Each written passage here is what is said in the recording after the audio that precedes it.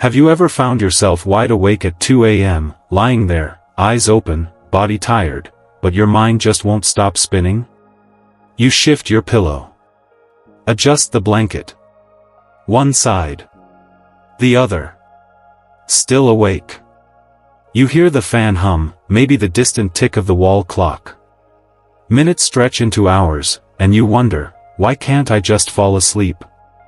And here's the hardest part, you're not up worrying about bills or drama. You're just tired. Bone tired.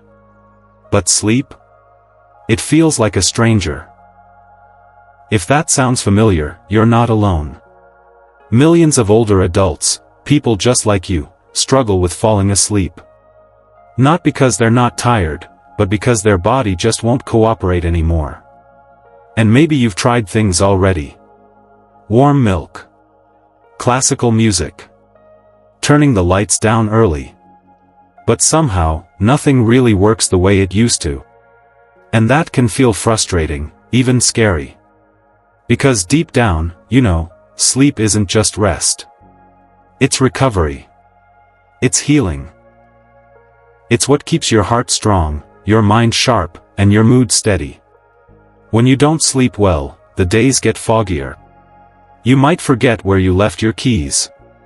You feel irritable. Tired before lunch. Even your balance can be off. And let's be honest, some nights, it feels like sleep is for other people. But not you.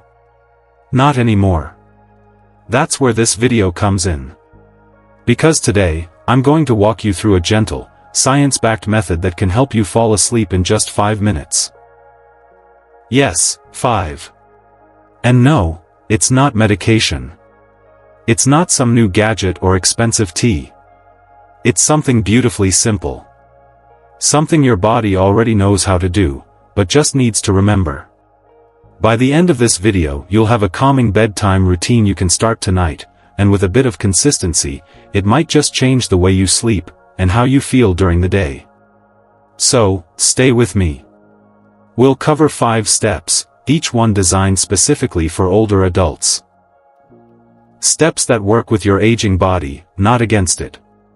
Steps that offer real relief. But before we dive in, I want to hear from you. Have you ever had trouble falling asleep for days in a row? Comment, yes, I need sleep, if that's you. And if sleep and peace matter to you or someone you love. Tap that subscribe button and join our little family here at Elderly Wisdom Guide.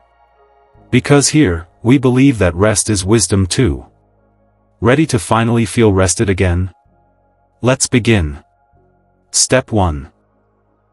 The 4-7-8 breathing technique. Let me introduce you to Margaret. She's 72. A retired librarian with a heart full of stories and a mind that never quite slows down. Bedtime used to be her least favorite part of the day. She'd brush her teeth, turn down the covers, crawl into bed. And then, bam! Her brain would start spinning. Thoughts about the leaky faucet. A call she forgot to return. Worries about her son, her medications, her next doctor's appointment. She once said, "It's like my body's begging for sleep, but my mind didn't get the memo." Then one evening, her granddaughter came to visit. She saw the tired look in Margaret's eyes. And after dinner, as they were sitting on the porch, she said, "Nana, want to try something with me? It's called 4-7-8 breathing. It sounds weird, but it helps me sleep every time." Margaret laughed, thought it sounded a bit silly, but agreed. She closed her eyes. Breathed in deeply through her nose for 4 seconds. Held it, for 7. And then exhaled slowly, for a full 8 seconds. Like letting the air out of a balloon. After just 2 rounds, she felt different. Her chest wasn't tight. Her jaw had relaxed. And for the first time in weeks, her body felt heavy, in the good way. Like it was finally ready to drift off. So, what makes this breathing method so powerful? It's not magic. It's biology. When you inhale deeply and exhale even more slowly, you send a signal to your brain that says, "It's okay. You're safe. You can rest now." This activates something called the parasympathetic nervous system. That's your body's natural brake pedal. It slows the heart rate, lowers blood pressure, and eases the muscles into a state of calm. It's the opposite of fight or flight. It's rest and digest. But here's where many seniors go wrong. They try to force themselves to clear their mind. And that pressure? It backfires. Because the more you tell your mind to shut up, the louder it gets. But the breath? It gives your mind something gentle to focus on. It's like a lullaby for your nervous system. So, here's what I want you to try, maybe even tonight. Lie down comfortably. Place one hand on your chest and the other on your belly. Inhale slowly through your nose for 4 seconds.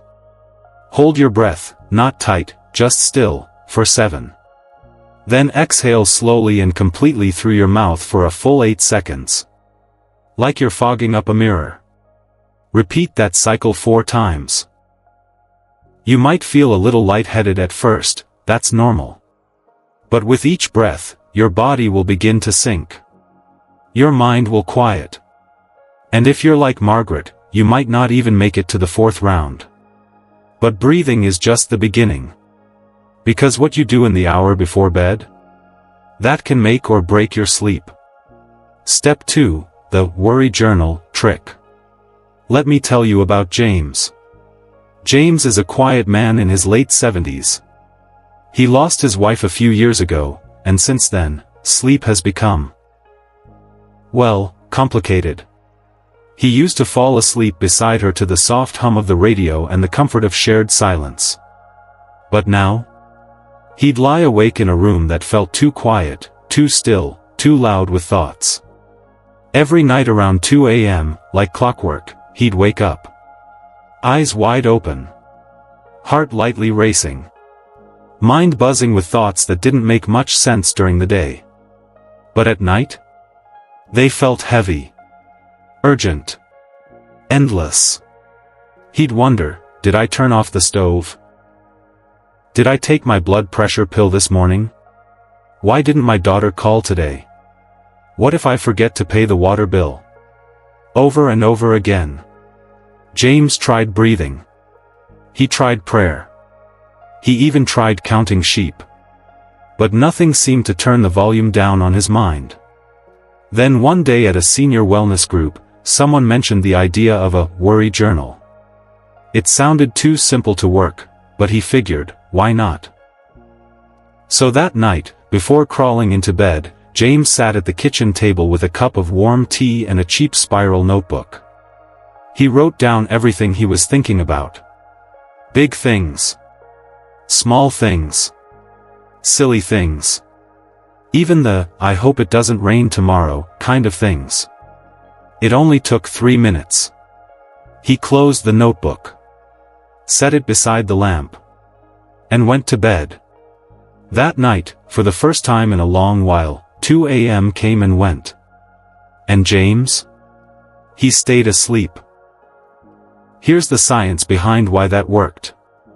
When you write your thoughts down, especially the worries that tend to sneak in at night, you're actually offloading them from your mind. Think of your brain like a full shelf. Writing clears off some space. Researchers have found that even a short bedtime writing routine reduces nighttime anxiety spikes. It gives the brain a sense of control. As if it's saying, okay, we've handled this. Now we can rest.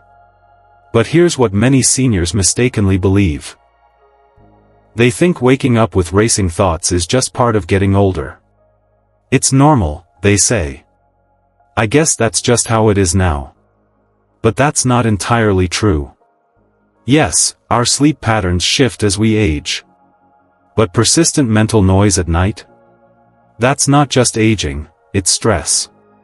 It's worry. It's the brain trying to finish conversations that should have ended hours ago. And the solution isn't always a sleeping pill. Sometimes, it's just a pen. So, here's something you can do. before bed. Just take 2 or 3 minutes. Write down anything that's floating in your mind. Don't worry about spelling. Don't make it fancy. Just let it out. You can write, "Need to call the doctor on Monday. Wondering if the neighbor noticed I didn't water the plants today. Still miss holding her hand." Anything. You'll be surprised at how freeing it feels. And over time, your brain will start to recognize the pattern. Writing equals release. Release equals rest. And that's not all. Because even after the worries are on paper, your environment might still be sending signals to your brain to stay awake. So, let's move to the next step, the space around you. Because your bedroom, it might be secretly keeping you up at night. Step 3, Bedroom Environment Reset. Let me take you into Evelyn's world for a moment. She's 76, lives alone, and keeps a tidy little bedroom filled with memories. Crocheted blankets from her sister. Old family photos on the dresser. A small television across from the bed. And on her nightstand? A gentle lamp and a clock that ticks just a little too loudly. Evelyn didn't think much of it. She had trouble sleeping, sure, but doesn't everyone her age? She assumed it was just one of those things that comes with getting older. So she'd lie in bed with the TV volume low, thinking it would help her drift off. And when that didn't work, she'd stare at the red blinking light from the DVD player, or get up to adjust the fan. But what she didn't know, what most people don't know, is that her room was sending her brain mixed signals. Signals that said, "Stay alert," not "Go to sleep." That noisy clock? The subtle blinking lights? The TV humming in the background? Even the room being a little too warm? All of it was stealing her sleep, bit by bit, night after night. Here's what science tells us: your body relies on cues from your environment to know when it's time to wind down. The biggest cue? Melatonin. It's a hormone your brain produces when the sun goes down, your natural sleep signal. But melatonin is light sensitive. That means even the smallest light, like the glow of a digital alarm clock or the soft blue from a nightlight, can confuse your brain. It starts thinking it's still daytime. And just like that, melatonin production slows, and sleep becomes harder to reach. Noise plays a role, too. Even if it's subtle, your brain stays on high alert. It's listening. Waiting. Because it still thinks it needs to react. And temperature? Many older adults don't realize this, but a room that's too warm keeps your body from cooling down naturally, a crucial part of falling asleep. But there's good news: you can take back control of your sleep environment without spending a fortune. Here's what you can do: start with light. Invest in blackout curtains if you can, they make a world of difference. Remove or cover any electronics that give off light. Yes, even the little red dot on the TV. Tape it up or unplug it entirely. Cut down noise. Turn off anything with a steady hum, TVs, fans, even that ticking wall clock. If silence feels too intense, try a soft white noise machine or even a gentle sound app with ocean waves or rainfall. Adjust the temperature. Aim for around 65 degrees Fahrenheit, or about 18 degrees Celsius. It might feel cool at first, but your body needs that drop in core temperature to signal sleep. Add a light blanket instead of heavy quilts and see how your body responds. Remove clutter. A cluttered room creates a cluttered mind. Keep your sleeping space simple, calming, and peaceful. And remember, your bedroom should be a place of rest, not a second living room. If the TV is stealing your sleep, it's time for a gentle change. If the blinking lights feel comforting, try a soft amber nightlight instead, one that won't mess with your melatonin. The goal is to create a sanctuary. A space that whispers to your body, "You're safe now. You can let go. You can rest." But what if you've done all this, and your room is dark, quiet, cool, and still, the thoughts won't stop? You're relaxed, but your mind's not. That's where this next method steps in, something that works from the inside out. And calms you down, piece by piece. Starting with your toes. Step 4, Guided Body Scan Meditation. Let's talk about Anita. Anita is 79, full of grace and grit. She's the kind of woman who always had something in her hands, cooking, quilting, gardening. But a recent hip surgery left her more sedentary than she liked. Nights became restless. Her body ached. And though she was exhausted, sleep wouldn't come. No position felt right. Her legs felt jittery. Her shoulders wouldn't unclench. She said it felt like her body was tired but stuck in a kind of tension she couldn't shake. One afternoon during a follow-up appointment, her physical therapist handed her a small brochure and said, "Before we change your meds, I want you to try something gentle. It's called a body scan meditation. You don't need music, you don't need apps.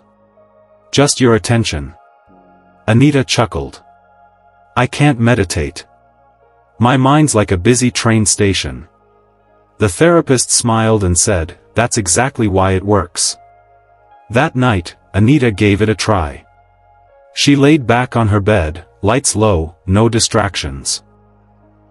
And instead of trying to force her mind to go blank, she focused. She brought her attention to her toes. Just notice them. Were they tense? Tired? Cool? Warm?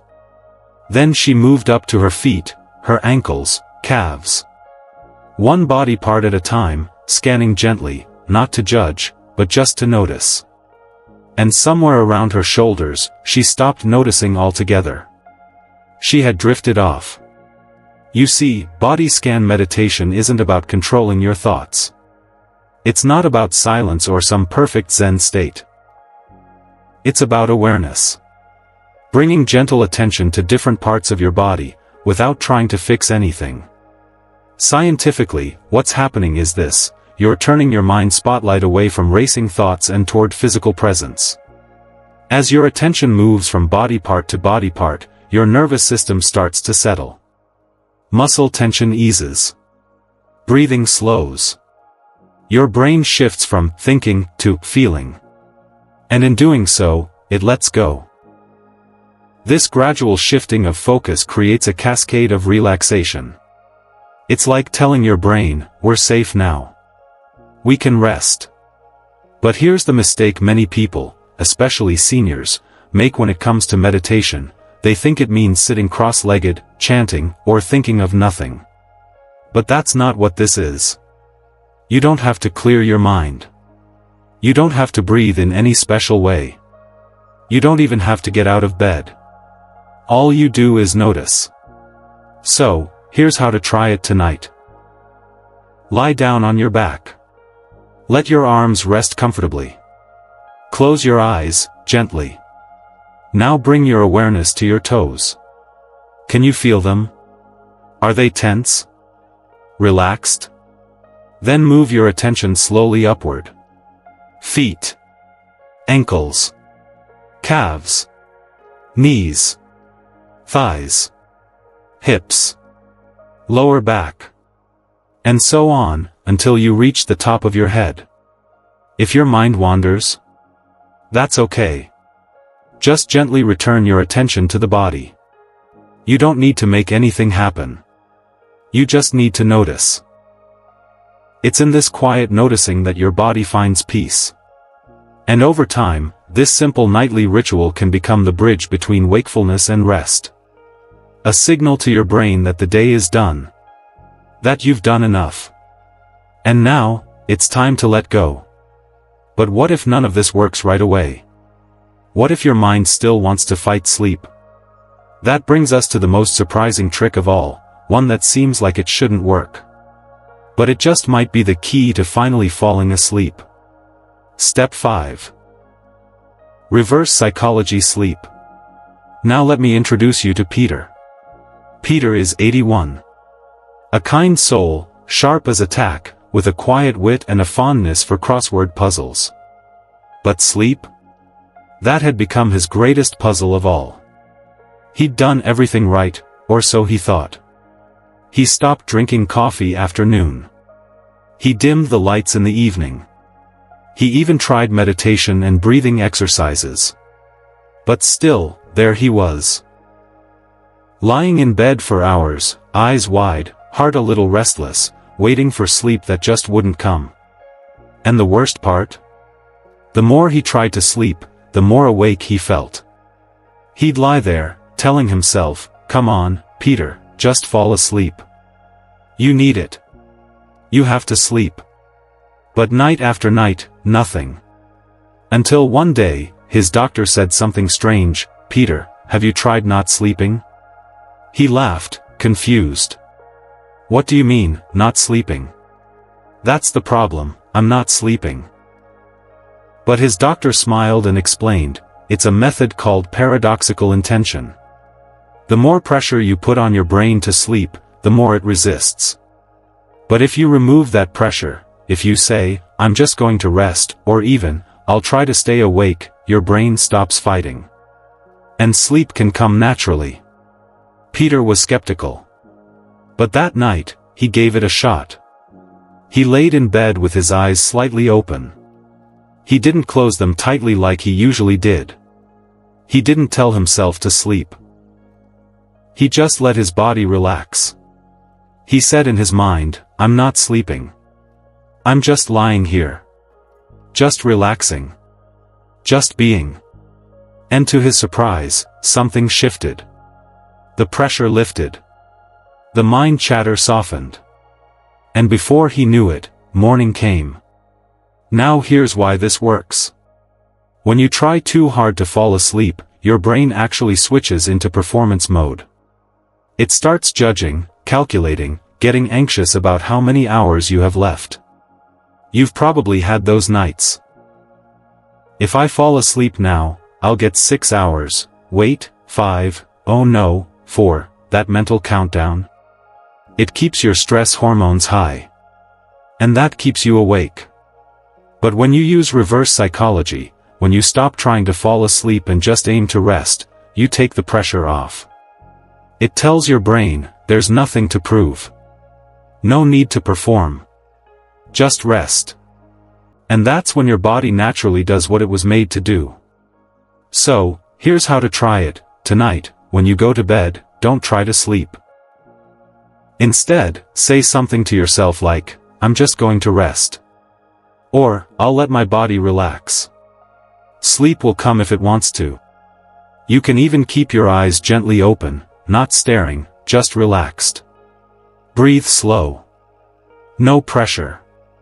And most times, that's when sleep tiptoes in.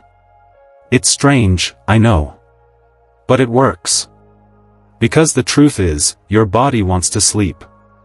It knows how to sleep. Sometimes, the only thing standing in its way, is you trying too hard. So let go. Rest your eyes. Let your thoughts drift without chasing them.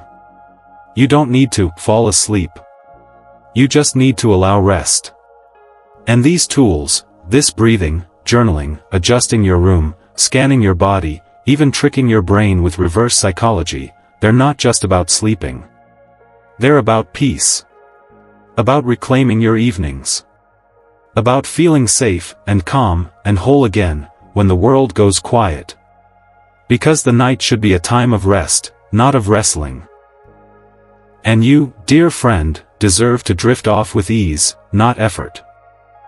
You know, for many older adults, the hardest part of the day isn't the morning stiffness, or the doctor visits. It's the night. Because when the sun goes down, and the house falls silent, that's when the thoughts come.